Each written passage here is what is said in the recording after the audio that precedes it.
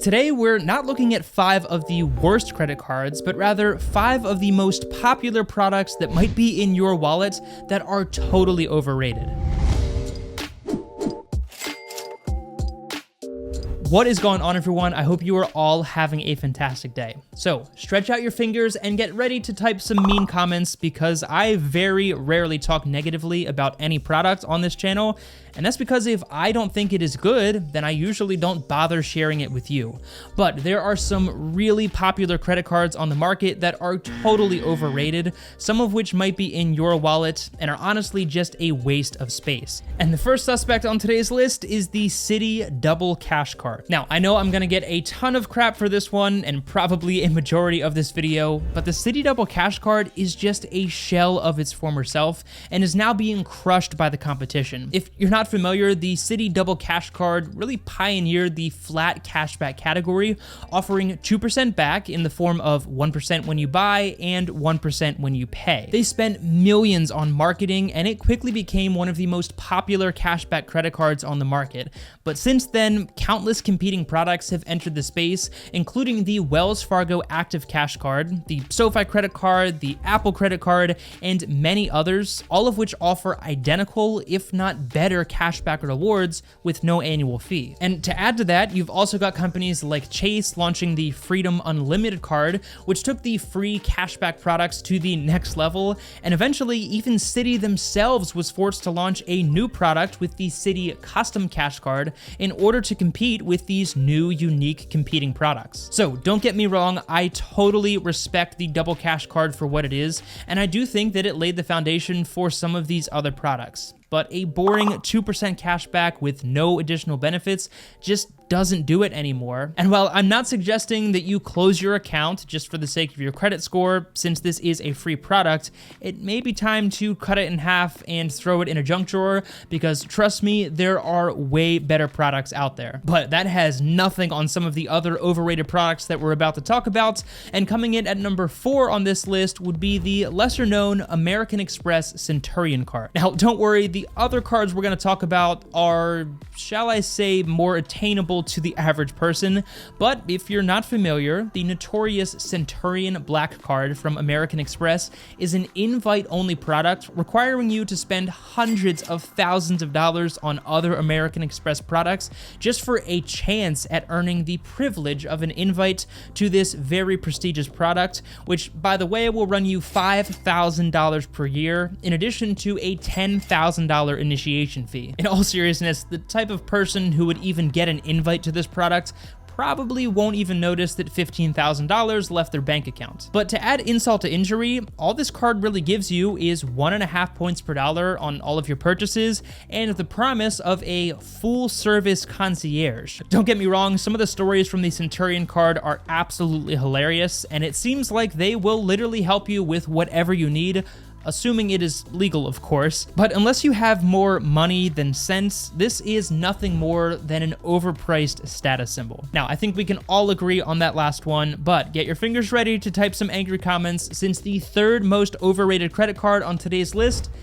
is the Chase Sapphire Reserve. Similar to every other product on this list, the Sapphire Reserve is a shell of its former self, and honestly gets beat out by its own little brother, the Sapphire Preferred, in many ways. And considering it used to be the crown jewel of the premium credit card space, to the point that Chase literally ran out of metal materials and packaging used for this card within a matter of days, thanks to an enticing sign-up offer that has since quietly disappeared, it's no surprise why it has earned a spot on today's list. And again, it's not that it's like the worst credit card in the world, but it is certainly overrated, and for $550 per year, you're looking at okay point multipliers on specific Chase programs, like 5 points on flights booked through Chase Ultimate Rewards, 10 points on hotels and rental cars booked through Ultimate Rewards, and 10 points on Chase dining purchases. But other than that, it's 3 points on dining and travel, and even then then that only kicks in after you spend $300 in that category. Thankfully, the sign-up bonus did recently increase to 80,000 points, which is where it stands at the time of recording this video,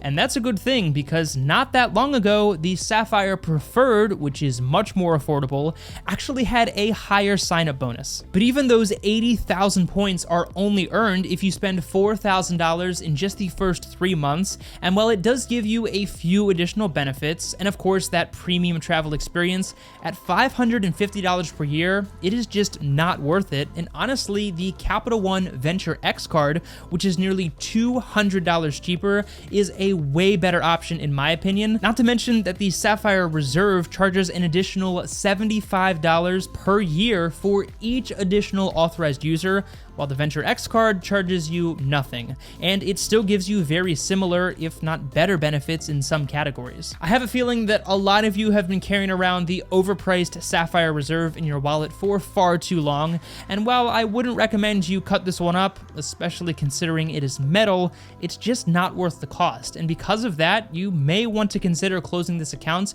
in order to avoid that overpriced annual fee. All right, we've still got to talk about by far the most overrated credit card on earth right now, but before we get to that, the number 2 most overrated card is not a specific product, but rather a category of products. And that of course would be any and all brand specific credit cards. And that includes things like airline credit cards, hotel credit cards, and really any credit product that has its rewards tied to a specific company or brand. I recently made an entire video on 10 reasons why airline credit cards absolutely suck, and while this isn't a specific product, obviously, these brand-specific credit cards lock you into a limited reward system, offering you limited point multipliers and restricted redemption options in most cases. They'll oftentimes drag you in with an enticing free baggage offer or 2 free nights at whatever hotel, or really whatever they can do to get you to sign your name on the dotted line.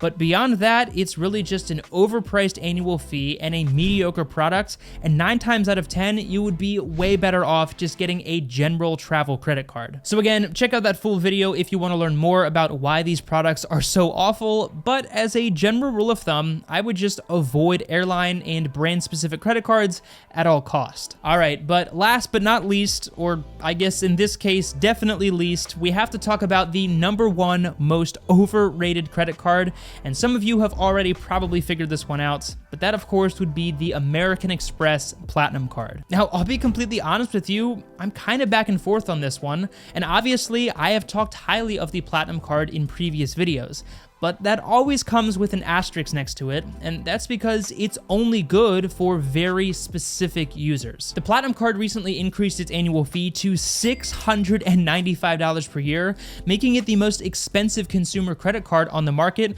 with the exception of weird cases like the Centurion card, of course. But for $700 per year, it gives you very little in terms of point multipliers, and the true benefit only comes when looking at the various statement credits, leading a lot of people to call the Platinum card a coupon card. Now, the statement credits themselves are actually fairly useful and include things like a $200 Uber cash credit, a $200 airline fee credit, a free Clear membership, free Walmart Plus credits, and a bunch of other benefits, including, of course, extensive airport lounge access. But you'd have to use a majority of these credits just to break even with that high annual fee, and in most cases, you're probably using those credits on things that you otherwise wouldn't purchase anyways, meaning you're not actually getting a net benefit out of that product. But to add insult to injury, there are hundreds of different discounts and coupons for specific retail locations available within the American Express app. And not only are these incredibly difficult and confusing to keep track of,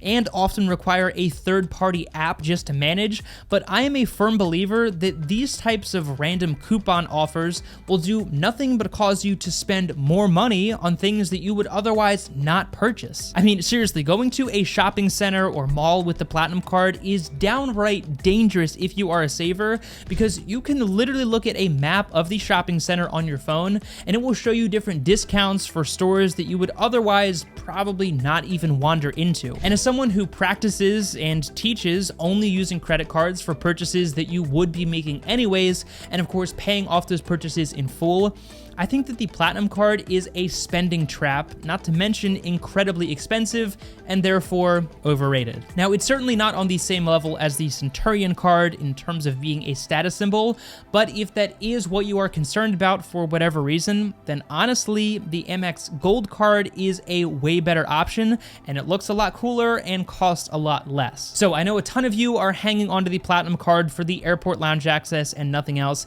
but again, there are better products out there that are way cheaper and can give you similar premium travel benefits and are just easier to use as a well-rounded everyday product. But as per usual, this is all just my opinion, and considering this was a more negative video than I usually make, I'd love to know what you think of the most overrated credit cards down in the comment section below, and what you feel I got wrong on today's list. Be sure to check out this recent video where I break down 15 of the best credit cards right now, and check out some of those links down below for my favorite financial tools as well. As always, take it easy, and I'll see you in the next one.